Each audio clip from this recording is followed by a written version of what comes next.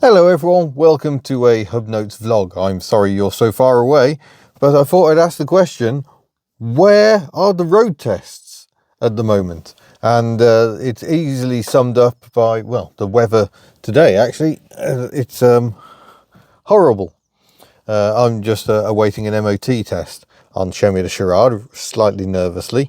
But yeah, the weather's just horrendous. And it just seems to be a constant. It's either mild and wet, or it's freezing cold and icy and not very pleasant. So getting out and filming road tests, not very difficult. When it's icy, they're putting salt down, so no one wants to get their cars out.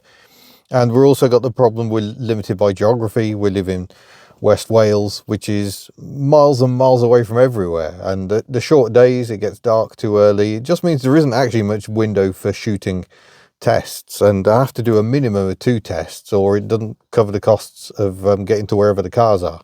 So I've got lots of interesting vehicles lined up this year. Some are a bit pending, some are definitely confirmed. So it's going to be a very interesting year for road tests, but unfortunately you're going to have to wait, which is why we're stuck with content that's mostly about just trying to get through MOTs and stuff at the moment. So that's what's going on in that regard. We've got some changes to our postal system as well that I'd like to talk through as well.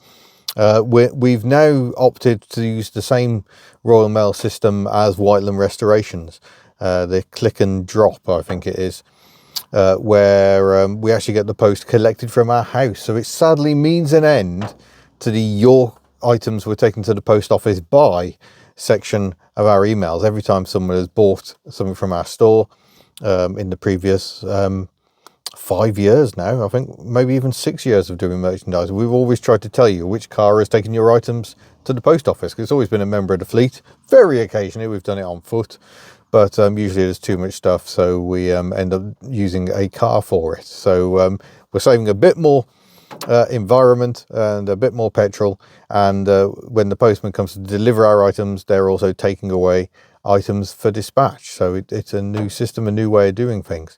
We're also looking to do some changes to the store, so we may take the store offline for a short time at some point, and transfer to a different store host. We've been with Free Web Store for quite a while now. We've done 10,000 orders through the HubNut store in that time, so it's been a very long time. I think we set up with them in 2018, possibly early 2019, so that's an awful lot of items we sent all over the world. Apart from Germany. Germany has been a thorn in our side. I know you loyal German followers are desperate for merchandise.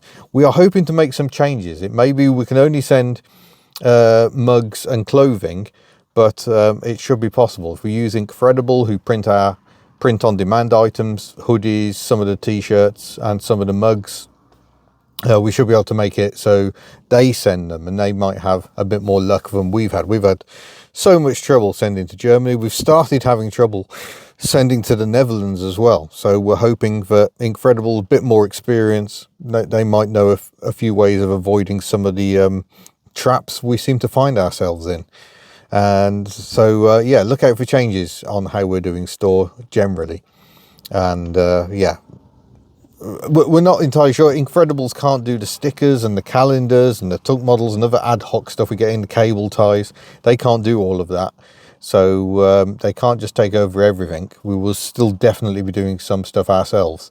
But yeah, we'll see if we can finally get merchandise to Germany, because we haven't been able to since Brexit, pretty much.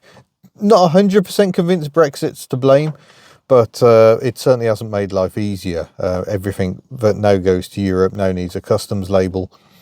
Previously it was only outside Europe, but you know, we send a lot of stuff to Europe, or we certainly did, especially Netherlands, France, Germany when we could. So yeah, we're feeling the loss just like you are, I think. But hopefully, like I say, hopefully we're finding ways to get that sorted.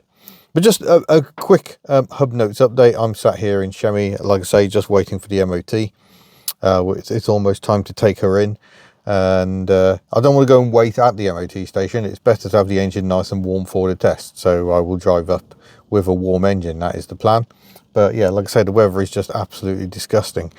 Coming soon, by the way, People thinking the tinkering content is also a bit weak of late. Don't worry, we've got the brakes coming on the Pajero, hopefully at some point this week. We're just struggling a bit because Whiteland Restorations, they're having a busy old time, and the last thing they need is me clogging up the workshop. So hugely indebted to them letting us work on the Pajero there, but understandably it has to be when it suits them.